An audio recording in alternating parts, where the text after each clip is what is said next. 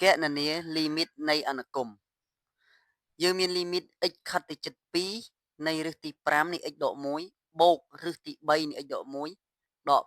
2ចែកឲ្យឫសទី9នៃ x ដក1ដកនឹងឫសទី2នៃ x ដក1ឥឡូវយើងមកមើលដំណោះស្រាយរបស់លោកគ្រូទាំងអស់គ្នា limit នេះគឺមានរៀងមិនកំណត់0លើ0បាទដែលយើងជួសចូលមកឲ្យជួសដល់លេខ2យើងឃើញថា2ដក1បាន1 1ចេញមកបាន1ណាអានេះដូចគ្នាដែរបាន1ចេញពីឫសទីប្រមាណក៏បាន1ដែរ1បូក1 2 2ដក2 0ភាគបែងដូចគ្នាដែរដូចនេះ limit យើងមានរៀង0នៅលើ0ក៏ប៉ុន្តែ limit លើកនេះរៀងប្លែកបន្តិចគឺអានេះឫសទី5អានេះឫសទី3ឫសទី9ហើយឫសទី2វានៅចម្រុះគ្នាបើចម្រុះគ្នាដូចនេះគឺយើងពិបាកក្នុងការគុណកន្សោមណាមួយដែលធ្វើឲ្យចូលរូបមន្ត a ស្វ័យគុណ n ដក b ស្វ័យគុណ n អីហ្នឹងអញ្ចឹងបើវានៅតែភាគយកទៅគឺមិនអីតែនេះនៅទាំងភាគបែងទៀតដូចនេះគឺយើងមិនគុណនឹងកន្សោមអីទេគឺយើងបំលែងឲ្យឫសនឹងដូចគ្នាបាទយើងមើលអានេះឫសទី5អានេះឫសទី3អានេះឫសទី9អានេះឫសទី2អញ្ចឹងដើម្បីបំលែងឲ្យដូចគ្នាគឺយើងត្រូវរកពហុគុណរួមតូចបំផុតរបស់វាបាទនៃឫសហ្នឹងលោកគ្រូរកពហុគុណរួមតូចបំផុតនៃ5 3 9 2បាទរកគឺដើម្បីបំលែងឲ្យឫសហ្នឹងគឺទៅជាឫសរួមមួយដែលមាន radical ដូចគ្នាដែលមានសន្ទុះវាដូចគ្នាណាបាទអញ្ចឹងលោកគ្រូរកពហុគុណរួមគឺលោកគ្រូសរសេរមកឫសទី5គឺលោកគ្រូសរសេរថា5ដដែលពីព្រោះអត់មានប្រមាណគុណប្រមាណទេគាត់មាន5គុណប្រមាណទេមាន5គុណនឹង1ហ្នឹងអញ្ចឹង1លោកគ្រូមិនបាច់ដាក់ក៏បានណា3ដដែល9 3ការ៉េ2គឺ2ស្វ័យគុណ1នឹងដដែលអញ្ចឹងយើងរកពហុគុណរួមតូចបំផុតមកឬក៏បើយើងតម្រូវភាគបែងយើងថាភាគបែងរួមហ្នឹងណាបាទពហុគុណរួមតូចបំផុតដែលយើងស្គាល់វាជា LCM បាទយើងដឹងហើយយកទាំងអស់ហើយអាណាដូចគ្នាគឺយើងយកតួដែលមាននីតិសន្នធំតែស្វ័យគុណវាធំជាងអញ្ចឹង5អត់មានដូចគ្នាទេគឺយើងយកចំណែក3និង3ការ៉េគឺយើងយក3ការ៉េ2អត់មានដូចគ្នាគឺយើងយកមកបាទគុណទៅបាន90ពហុគុណរួមតូចបំផុតរបស់វាគឺ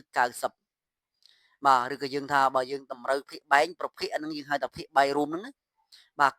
90ដូចនេះលោកគ្រូត្រូវបំផ្លែងកន្សោមរ៉ាឌីកាល់ទាំងអស់ហ្នឹងឲ្យទៅជាឫសទី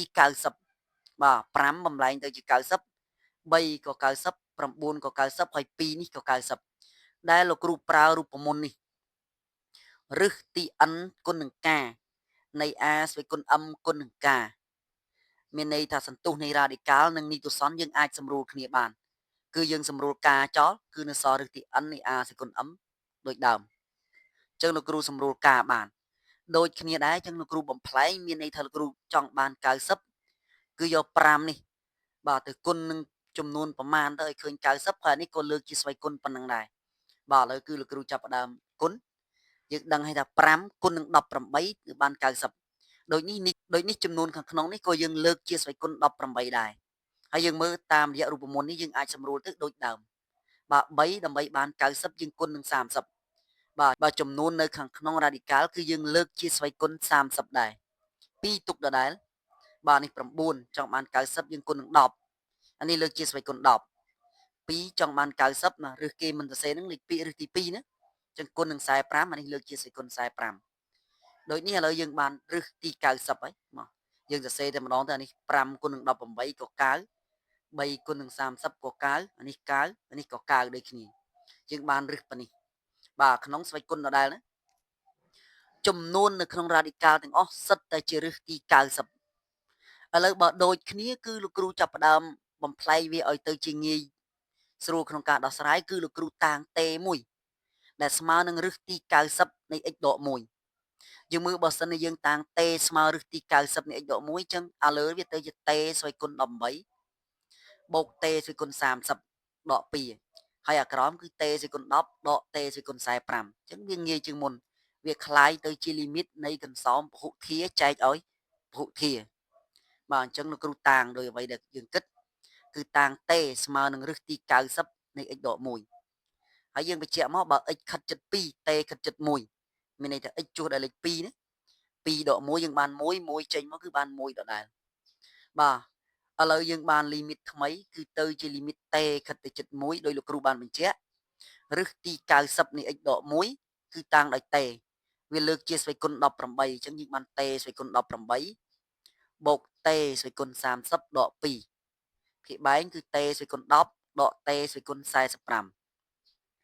បាទលីមីតយើងរៀងមិនកំណត់0 0ដដែលណាតែលើកនេះគឺមានទម្រង់ពហុធាចែកឲ្យពហុធាលោកគ្រូតម្រៀបតាម degree ថយពីធំមកតូចណាហើយភាគបែងគឺលោកគ្រូចាប់តេស្វ័យគុណ10ជាកតាយើងបានតេស្វ័យគុណ30បូកតេស្វ័យគុណ18ដក2ភាគបែងគឺតេស្វ័យគុណ10ចាប់ជាកតាយើងបាន1ដកតេស្វ័យគុណ35ឥឡូវយើងដោះស្រាយលីមីតនឹងជាបន្តយើងសង្កេតឃើញថាស្វ័យគុណវាធំបើយើងចែកពហុធាទៅវាចេញប៉ុន្តែវាវែងពេកនាំឲ្យពិបាកក្នុងការចែកដូចនេះបើស្វ័យគុណធំអញ្ចឹងគេមិនចែកពហុធាអីទេគឺគេផ្គុំណាតេស្វ័យគុណ30ហ្នឹងឥឡូវយើងសាកជំនួសតេដោយលេខ1មកគឺយើងបាន1ណា1ស្វ័យគុណ30 1ដដែលហើយតេស្វ័យគុណ18គឺ1ស្វ័យគុណ18យើងបាន1ដដែលអញ្ចឹងគឺយើងផ្គុំគឺយើងបំបែកដក2នេះយើងឃើញថាធ្វើម៉េចផ្គុំឲ្យបានចូលរៀង0លើ0ដដែលអញ្ចឹង1ដើម្បីឲ្យបាន0យើងដក1ហើយ1នេះដើម្បីបាន0ក៏យើងដកនឹង1ដែរចំណែកដក2នេះគឺយើងបំបែកមកវាទៅជាដក1ដក1បានដក2ដូចដើមគឺយើងប្រើវិធីសាស្ត្រផ្គុំព្រោះស្វ័យគុណវាធំបើយើងចែកពហុធាវាពិបាកចែកទៅវាវែងអញ្ចឹងយើងធ្វើតាមវិធីនេះងាយជាងគឺលោកគ្រូផ្គុំមកនេះតេសេគុណ30លោកគ្រូយកដក1ហើយតេសេគុណ18ដក1ដែរហើយដក1យើងបានដក2ដូចដើមបាទយើងធ្វើម៉េចឲ្យដកទៅបាន0ដើម្បីឲ្យលីមីតយើងគឺមានរៀងមិនកំណត់0លើ0ដដែលបាទអញ្ចឹងដូចនេះយើងបានលីមីតប៉ុណ្ណឹងមកបាទដូចយើងបញ្ជាក់ចឹងណាយើងធ្វើម៉េចឲ្យលីមីតយើងនៅតែរក្សាទម្រង់លីមីត0នៅលើ0ដដែលលោកគ្រូផ្ដាច់ប្រភេទជាកង់មកហើយបំបែកលីមីតជា2គឺលីមីតនៃផលបូកស្មើផលបូកនៃលីមីតបាទលោកគ្រូផ្ដាច់ជាកង់បើយើងមិនផ្ដាច់ក៏បានប៉ុន្តែលោកគ្រូសរសេរឲ្យទៅជា2ចឹងមកស្រួលក្នុងការកណនាបាទតួខាងលើនិងខាងក្រោមគឺចូលរូបមន្ត a ស្វ័យគុណ n ដក b ស្វ័យគុណ n បាទដែលរូបមន្ត a ស្វ័យគុណ n ដក b ស្វ័យគុណ n យើងគឺស្មើនឹង a ដក b កតាឲ្យ a ស្វ័យគុណ n ដក1បូក a ស្វ័យគុណ n ដក2គុណនឹង b បូករហូតដល់ b ស្វ័យគុណ n ដក1មានន័យថាស្វ័យគុណរបស់ a ចេះតែថយ b ចេះតែកើនឥឡូវយើងមើលលីមីតទី1នេះតួ a ត្រូវនឹងតេតួ b ត្រូវនឹងលេខ1អញ្ចឹងស្វ័យគុណរបស់ a ចេះតែថយ b ចេះតែកើនហើយ n យើង30ណាប្រើរូបមន្តនឹងភាគបែងតួ a ត្រូវនឹងលេខ1ព្រោះអី1យើងអាចសរសេរថា1ស្វ័យគុណ35តួ b យើងគឺតេបាទឥឡូវយើងអនុវត្តរូបមន្តនឹងមកលីមីតទី1លីមីតទី2ក៏ដូចគ្នាដែរណាគឺយើងបានកតាប៉ុណ្នេះ